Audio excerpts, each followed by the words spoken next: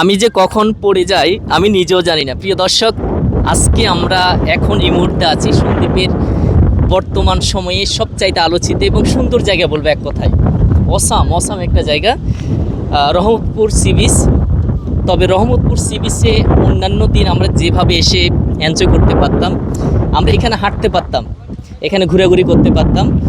তারপরেও যে ওখানে দেখছেন, এটা কতটুকু আসবে আমরা জানি না। মেইন সি বিচ যেখানে পরিবার নিয়ে ঘুরতে আসে, সারা সপ্তাহ পরিশ্রম করে যখন শুক্রবার আসে তারা কিন্তু এখানে ঘুরতে আসে। তো আজকে কিন্তু ওই সুযোগটা নাই।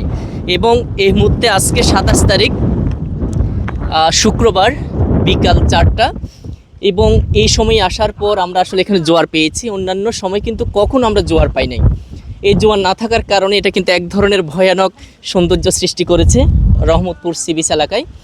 কিন্তু সমস্যার ব্যাপার হচ্ছে যে আমরা চাইলে কিন্তু অন্যান্য দিনের মতো এখানে ঘুরতে পারতেছি না।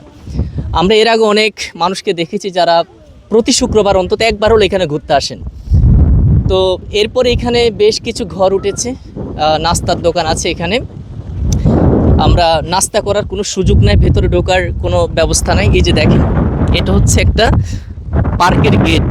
এখানে কিন্তু মানুষ ঘোরাফেরা করতো এই গেটে দিয়ে যায়, কিন্তু আজকের দিন অন্তত পারছে না। তো যারা সন্দ্বীপের প্রকৃতি পরিবেশ এবং প্রাকৃতিক দৃশ্যকে পছন্দ করেন, ভিডিওটি শেয়ার করতে পারেন। টাটা।